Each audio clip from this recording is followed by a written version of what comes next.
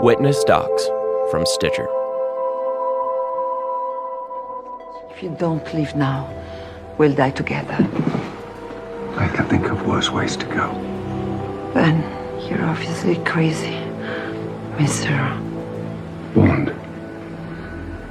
James Bond. Yo, I love Bond movies. And Daniel Craig is probably my favorite Bond of them all. He just gets it. And in second place, now this brings up a lot of controversy, but YOLO, Pierce Brosnan. Was it something I said? What can I say? I'm a kid from the 90s. He was my Bond. James Bond. But something I've noticed about James Bond movies is that no matter what era they're from, if you take out all of the action scenes, what's left? I can't resist waking you. Every time I do, you look at me as if you haven't seen me in years. It makes me feel reborn. A romance. A movie-length telenovela. If you'd just been born, wouldn't you be naked? You have me there. You can have me anywhere. At the end of the day, Bond is a ladies' man. A ladies' man with an action-packed life. And what about Rubirosa? Sure, everyone knows Ruby was a ladies' man, but if Bond was really based on him, then you gotta wonder, did Ruby also have an action-packed life? Today we're gonna get a glimpse of what Ruby's day-to-day life was actually like from someone who was very close to him. And we'll take a closer look at the similarities between Ruby and Bond, James Bond.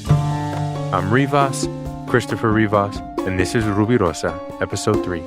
Just a gigolo?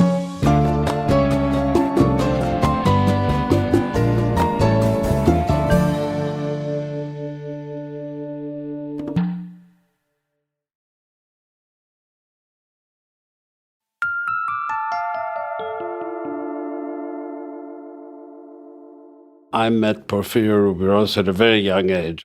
This is Taki Theodorakopoulos. This man is emblematic of the rich and famous people who used to party all across Europe back in the 1950s and 60s. I was around 20, and I was a young tennis player and polo player, and he didn't know how to play tennis, but he was a very accomplished polo player.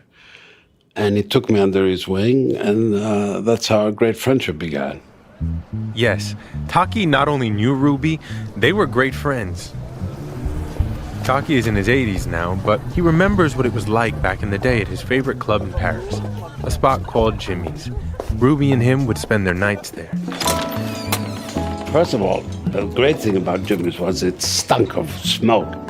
This smoky den was owned by a famous nightclub singer named Regine. You'd walk in, dark, she would open the door, you'd come in, on the left was François Sagan, who was the writer. You'd go into the main room, the bar was on the right, good seats on the left. You'd sit there and would dance and sweat and dance and sweat till 4 a.m, then you'd go home. My suit would stink and it had to be dry cleaned, but aired first because of the smoke. All kinds of famous folks would spend their evenings at Jimmy's, sweating and dancing alongside Taki and Ruby.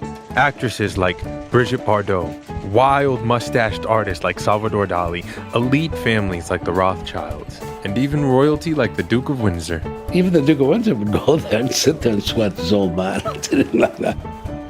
Now, imagine this. Taki and Ruby out at a joint like Jimmy's. Everybody's drinking, smoking, dancing, drinking some more. The band takes a break, probably to grab a drink, or a smoke, or both. And Ruby gets this gleam in his eye, and he half stumbles his way up onto the stage. Good evening, ladies and gentlemen. This is dedicated to all the beautiful women. He used to get up, take the microphone, and sing a very popular song at the time called I'm a Gigolo. Just a gigolo. It was a hit song of the era by the big band leader Louis Prima.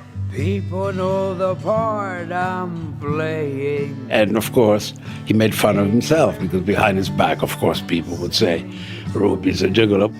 A gigolo. A lover, an escort, a guy who's paid to keep a lady company. I mean, things you see in Hollywood make you cringe today, he did. And Taki knows firsthand because he was around for some of this cringy behavior. We used to have a wonderful lunch with our wives. They'd go shopping and we'd go to Madame Claude's, which was a very high-class brothel. And she was saying what pigs we are. Well, we weren't pigs. It was what men did in those days.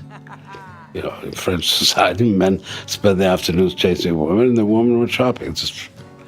So, Ruby and I laughed like hell. Can you imagine getting up on a weekday and casually hitting a brothel with your buddy by 2 p.m? For Taki and Ruby, this was the high life, and they were all about it. Taki even writes a column to this day for an English newspaper called, you guessed it, The High Life. Sometimes he even writes about Ruby. He wanted to get up in the morning, take his time, box, then work the ponies, have lunch, get laid, and then go to a nightclub. That's what he wanted to do. If you say this today, they'll say, what a worthless character. Well, we were all worthless back then, and we liked that kind of life. We didn't have the American obsession that you have to go to work in the morning. I mean, that was for other people. It was as simple as that. Now, this is looked upon as the worst thing a man can do, and I sort of agree with it. But don't forget, I'm 85. But in those days, it was perfectly normal, and it doesn't exist anymore.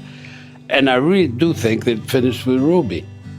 It is no coincidence that Ruby and Taki have both been called, and I quote, the last Playboy. When the end comes, I know they'll say just a gigolo as life goes on without me.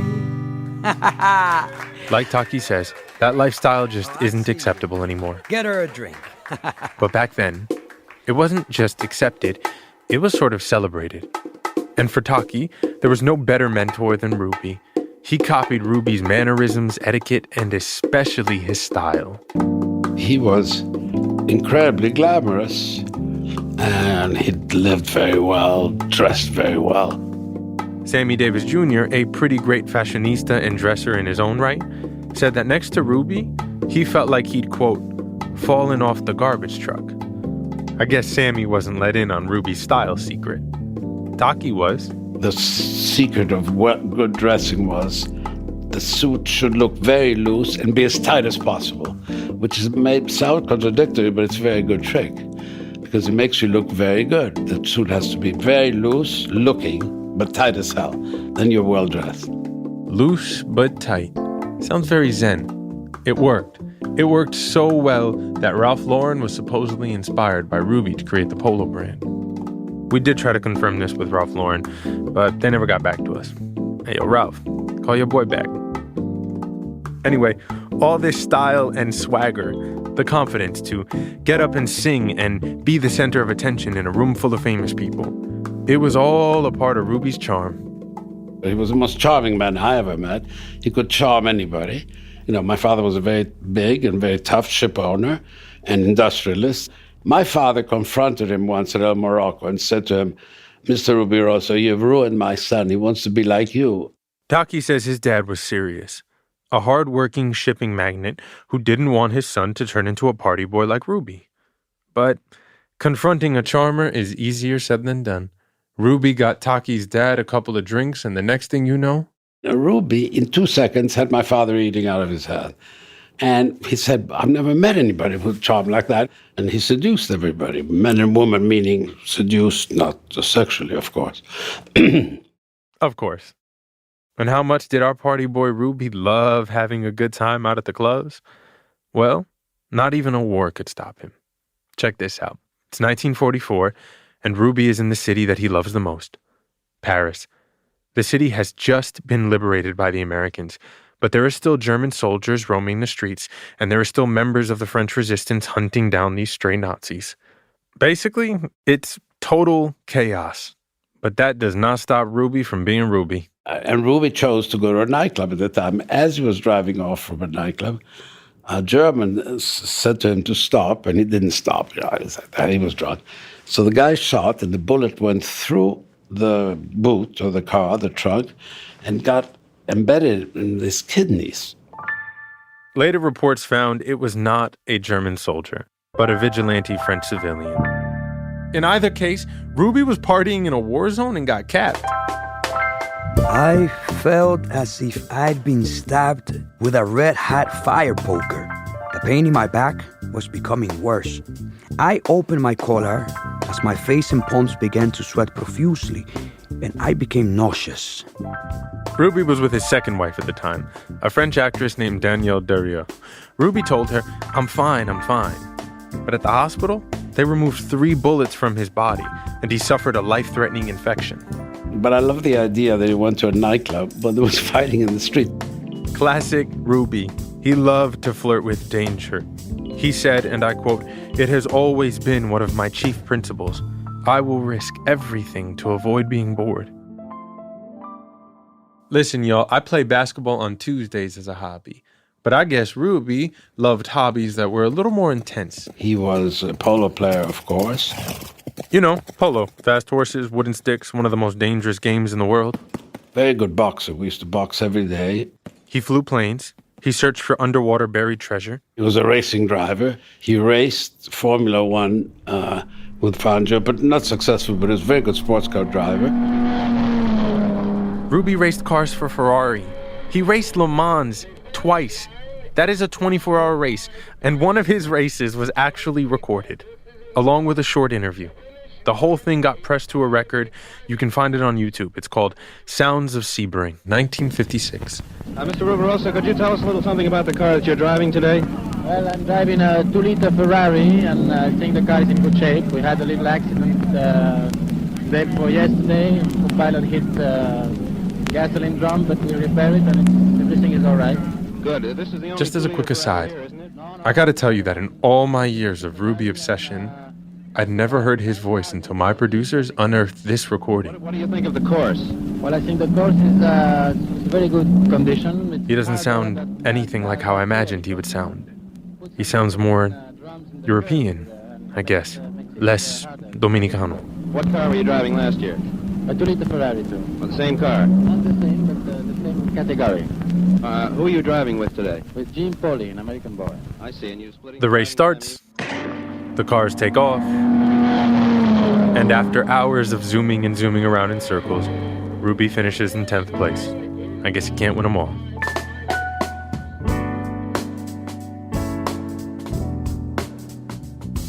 The bills for all these high-octane, dangerous pastimes, the Ferraris and airplanes and polo horses, they added up. Not to mention the travel. Oof. Rubi is jet-setting and globe-trotting at a time when it cost a lot of money to travel. A lot.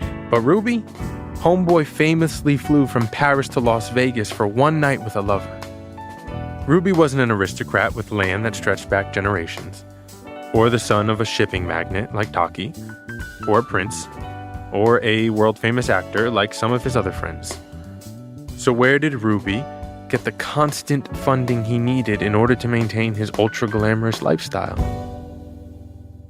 There were 3 big sources of money for Rubi throughout his life. The first, and maybe the most consistent, was the money he got as a diplomat for the DR.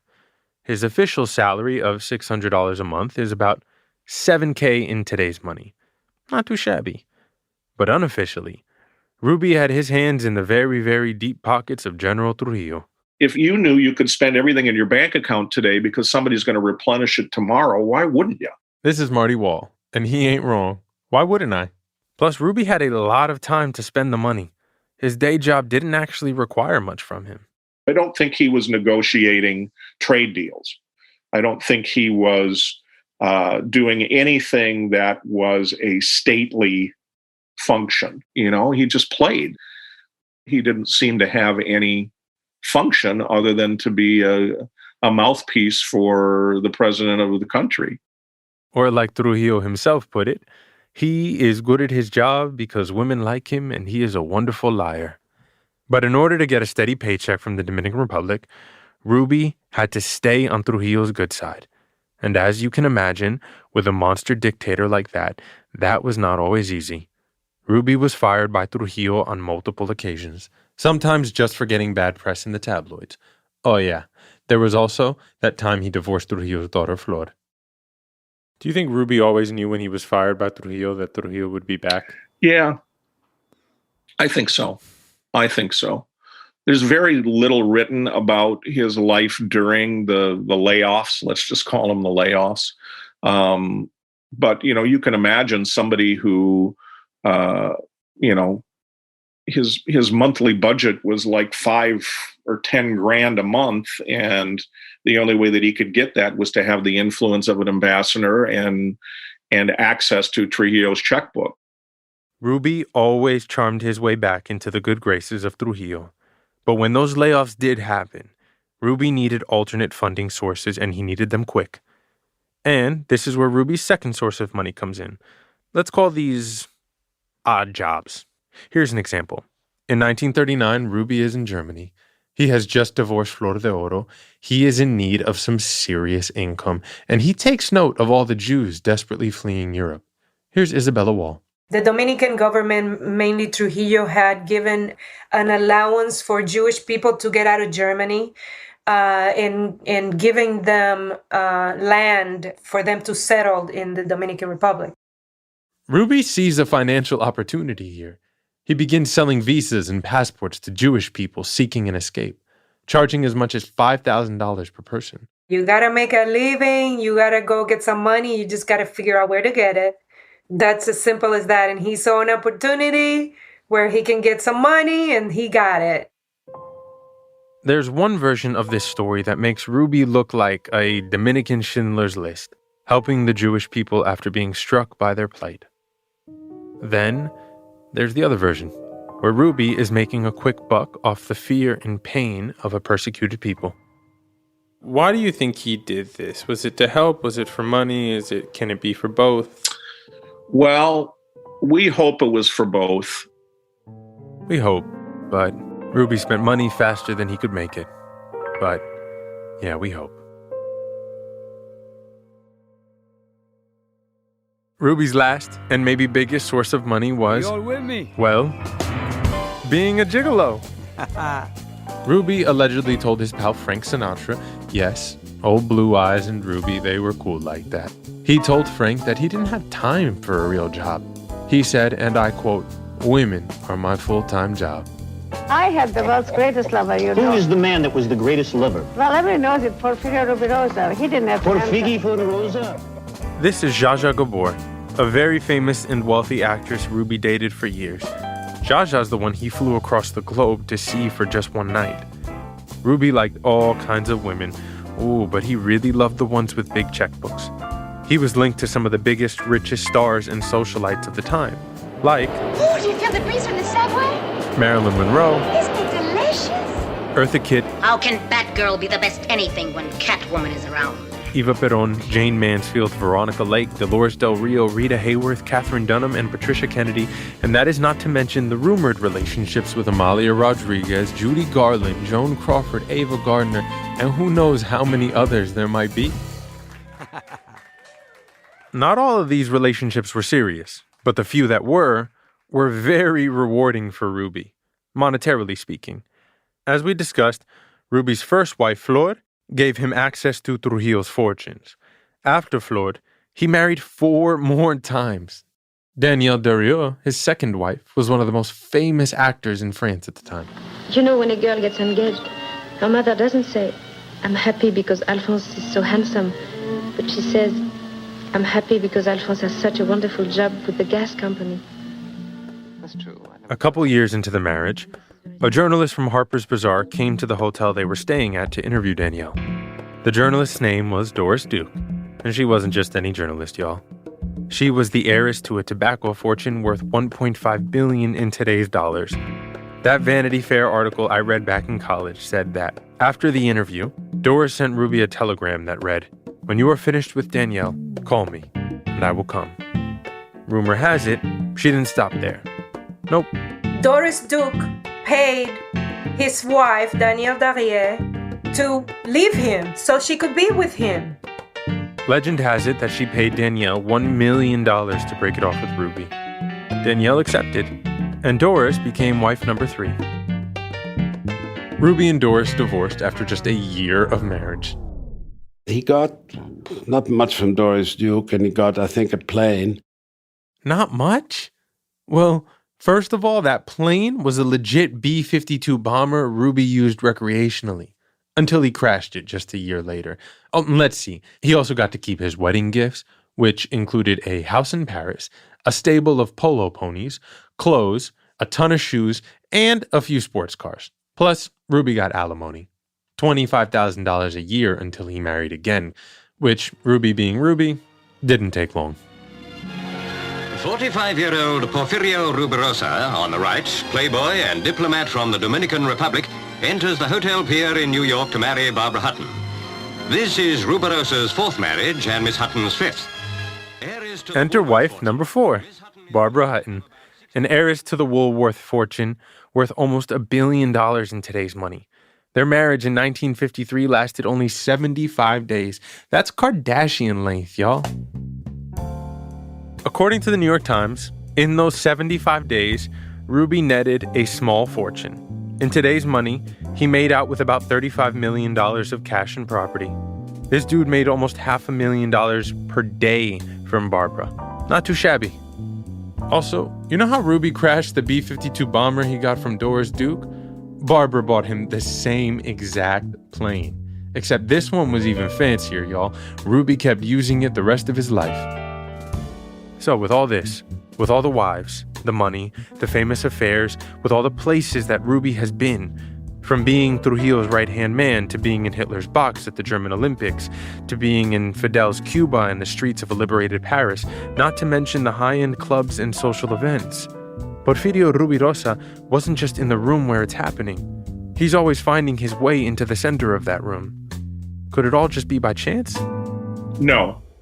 When you kind of look at everybody that he knew and all of the things that he could do, he just sounded more and more like a secret agent. He flew his own airplanes.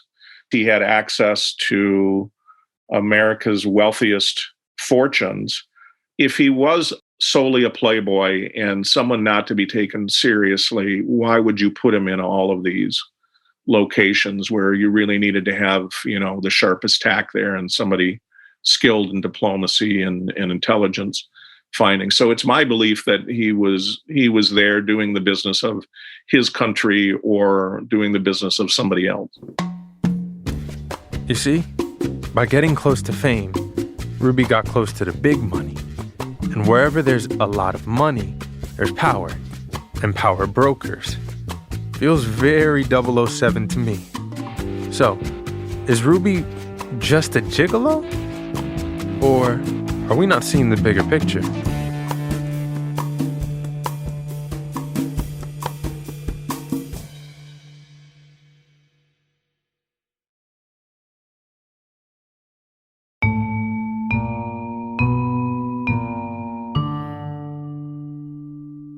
Is Bond based on any particular person or combination of persons? No, not really. This is author Ian Fleming being interviewed about his greatest triumph, the character of James Bond. He's a sort of fictional mixture of commandos and Secret Service agents that I met during the war, but of course entirely fictionalized. Okay, so Ian Fleming says Bond is an amalgamation of different people. Fleming was part of British intelligence during World War II, so there is no doubt that he definitely met some interesting spy types. But does that mean Bond is based only on white British dudes Fleming met and worked with? Or is it possible that Fleming was also inspired by a specific brown guy? Our brown guy. I'm a car aficionado. I love cars. And I was reading a car magazine on the way to New York for some business. Meet Daniel Velker, a lawyer in the Chicago area. And there was one sentence in an article about race car drivers, amateur race car drivers, semi-professional drivers who had actually died while they were driving their personal vehicles. And I stumbled across Porfirio Rubirosa. Like me, Daniel had never heard of Ruby before this chance encounter with a magazine article. And like me, Daniel zeroed in on one particular thing. There was one sentence that said that some people believe he's the muse for James Bond. And that kind of shocked me because I'd never heard that before. And I remember seeing that sentence and going, I wonder if there's any truth to this. So I started doing some research. And the more I read, the more documents I looked at, the more I believed that that one sentence in that one article was absolutely correct. Daniel got obsessed right away. I get it. He spent 6 months digging into everything he could find about Ruby. He ended up writing this article about why he thought the fictional character of Bond was actually based on a real-life Dominican guy. In the course of writing the article, I also did an infogram. Yeah, I'm looking at it right now. It's great. And my son actually helped me kind of put the dynamics together on it. But it really was helpful to show, through those concentric circles and the overlap in the circles, it really makes a lot of sense. Daniel's infogram is titled, "Will the real James Bond please stand up?" And at the center of it all is basically a big Venn diagram that shows the links between Ian Fleming and Porfirio Rubirosa. All these people that he knew and rubbed shoulders with were all close to Ian Fleming or someone who was very close to Ian Fleming. They must have known each other, been acquainted with each other, and certainly been familiar with each other. Daniel's graphic was republished, reposted, and reshared in publications large and small across the internet. His argument rests on a few key points. For instance, Ian Fleming had to have known about Rubirosa. The timing just makes sense. Fleming's first Bond novel came out in 1953. This is the height of Ruby's heyday, right before he marries Barbara Hutton, wife numero cuatro. Plus, Ruby and Fleming, they are both big players in the Caribbean. Ian Fleming lived in Jamaica on his estate called Goldeneye, and Jamaica is just a few hundred miles from the Dominican Republic, where Porfirio spent a lot of his time and was in residence quite a bit. Throughout the 50s and 60s, flights and ships were readily accessible between Jamaica and the DR. Flights and ships that many of Fleming's buddies would catch back and forth.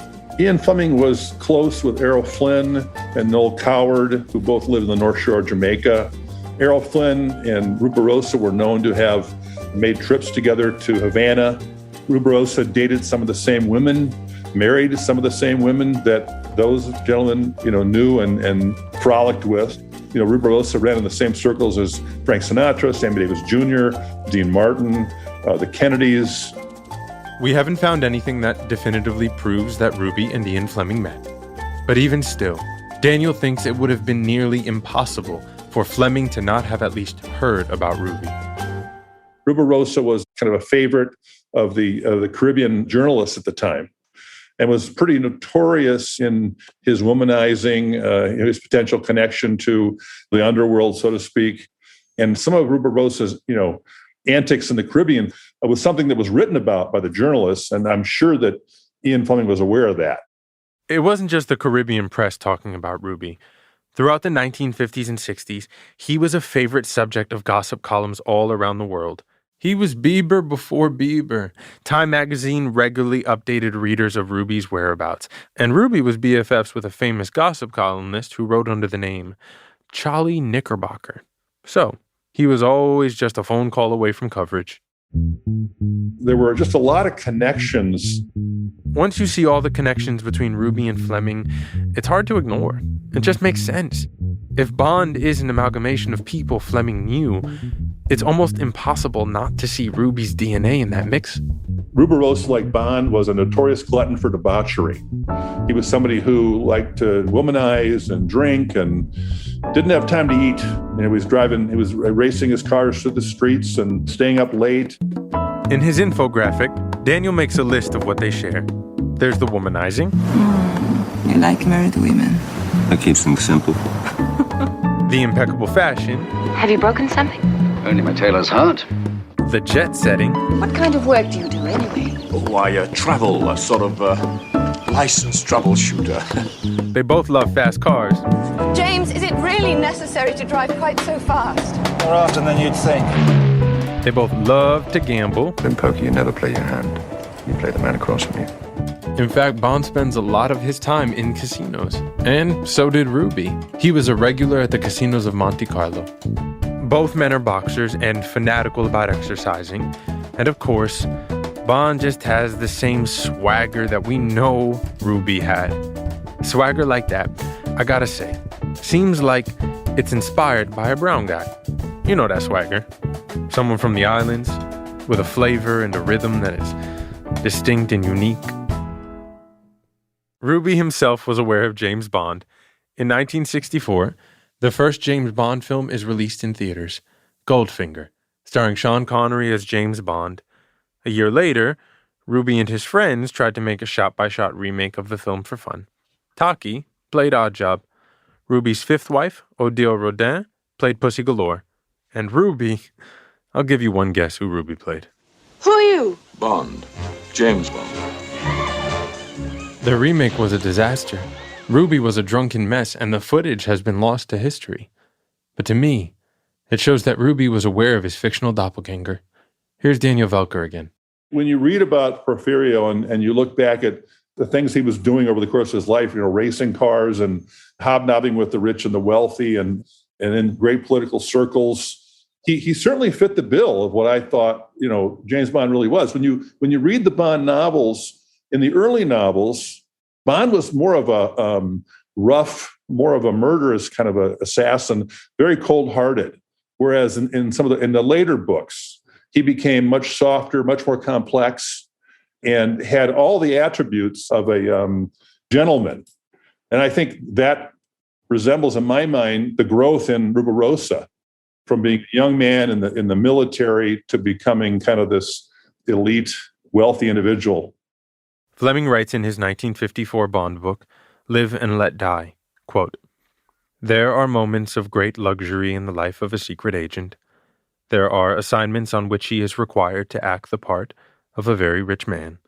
Occasions when he takes refuge in good living to efface the memory of danger and the shadow of death." Rubirosa was a rare algorithm of charm, good looks, ruthlessness, and cruelty. And those are all the characteristics of Bond, especially Bond in the early novels. Okay, so there's one more aspect of James Bond we haven't talked about yet. That ruthlessness and cruelty that Daniel's talking about. His license to kill. His 00 status. Killing makes James Bond mysterious, sexy, complicated. And of course, a hero. Because after all, he's doing it for Queen and country, for the good of the people. But James Bond is fictional. It is easy to make him good, it sells. But what does a license to kill look like in real life? On April 28, 1935, a man named Sergio Bencosme, who often had expressed his opposition to the Dominican dictator Rafael Trujillo, was shot to death in New York, in an apartment he was sharing with Dr. Angel Morales, a leader of anti-Trujillo exiles in New York. Police later figured that Bencosme had been... This is from a newspaper article quoted in Rubi's FBI file. The guy who got murdered was named Sergio Bencosme. Back in the DR, he'd been a politician and outspoken opponent of Trujillo. So it was no surprise that when Bencosme turned up dead, shot to death in his apartment, people were pretty sure Trujillo was involved. At the time, Rubi wasn't a diplomat yet. He was just a member of Trujillo's presidential guard. But get this. Just a few days before Bencosme's murder, Rubi traveled to New York City. He was gone by the time the murder took place, and the guy suspected of committing the murder was Luis de la Fuente Rubirosa, Rubi's cousin. Among Dominicans, it is generally thought that Rubirosa came to New York expressly to make the arrangements with his cousins for the assassination. Basically, Rubirosa was assigned with, making him disappear. He didn't do it himself. He didn't execute it himself. But he certainly hired the person to go do it. That's the connection. The authorities in New York should call now Porfirio Rubirosa for questioning with regard to the assassination of Dr. Sergio Bencosme. The FBI eventually made plans to detain and question Rubi. But in 1936, the year after the murder, Trujillo conveniently appointed him an official diplomat, which gave Rubi the shield of a sweet little thing called diplomatic immunity. The FBI couldn't touch him. They could never prove it, or they could never retain him long enough to interrogate him. When Trujillo died in 1961, Rubi finally lost his diplomatic status. It was 25 years after the murder, but the Manhattan DA called Rubi in for questioning as soon as they could. They talked to him for 3 hours. At the end, Rubi told reporters, "As far as I'm concerned, the matter is finished." More James Bond stuff to me. There's another part of Rubi's file that gives me even more James Bond vibes. Porfirio Rubirosa is an agent of the Dominican Military Intelligence Service in a very special category. The Servicio de Inteligencia. It's kind of like the DR's version of the CIA. And the FBI didn't think Ruby was just some paper pusher. Whenever Rubirosa arrives in the Dominican Republic, he is given the red carpet treatment and in less than 2 minutes is on his way from the airport to either SIM headquarters or the presidential palace. Historically, the SIM were known as Trujillo's henchmen, like the KGB in Russia or Gestapo in Germany, or, the MI6. The SIM didn't just gather information, they took it. They were a secret police force who carried out Trujillo's orders by any means necessary. They used to patrol the streets in black Volkswagen Beetles. Ruby, what was your role in the SIM? He was very feared, Ruby, because he had spread a reputation that he was a killer. He was no more killer than I am. If Ruby was a killer, he definitely didn't tell his boy Taki about it. He was never a spy. And if he had been a spy, he would have told us. Or maybe he was and never told us. But no. But I don't know. I never heard him say that James Bond was based on him. But why not? You can say it now, but I don't think so. Nevertheless, Taki says this reputation as a killer followed Ruby. And his involvement with the Ben Cosme murder was mentioned in news coverage for decades after the fact. If Ian Fleming was reading the news, he very well could have known about this case and its star, a real-life intelligence agent with a good-looking suit, mad charm, suave as can be, a penchant for the nightlife, and a license to kill. And sure, when you see a story like this on the silver screen, the spy is a hero. The murder is justified, and the country that he serves is always on the right side of history. But in real life, it's never so cut and dry. Rubirosa answered directly to Trujillo, and while Trujillo was in charge, the DR was the site of some pretty brutal shit. People taught their children to roll their R's because of the fear that the Dominicans would come again one day. That's next time. Rubirosa is a production of Witness Docs from Stitcher. It's created by me, your boy, Christopher Rivas. I am also an executive producer. Abigail Keel is our senior producer. She's magical. Kevin Tidmarsh is our producer. Our story editor is John Delore, a genius. Our technical director is Casey Holford. Camille Stanley is the executive producer of Witness Docs. Readings of Ruby's memoir were beautifully performed by Victor Almanzar. Workhouse Media Inc. is also a contributing producer to this podcast, as are executive producers Amelia Baker, Mackenzie Monroe, and Ari Anderson. Original music for this podcast is composed and performed by my homie Wilson Torres, Jason Villamar, and Marcos Varela. Our theme song is composed by Allison Leighton Brown. Get in touch, y'all. We want to know your questions, thoughts, and stories. We want to hear from you. So send them all to rubirosa@stitcher.com. And do us a favor, subscribe to the show, write reviews, tell your friends. We love the help. We appreciate you.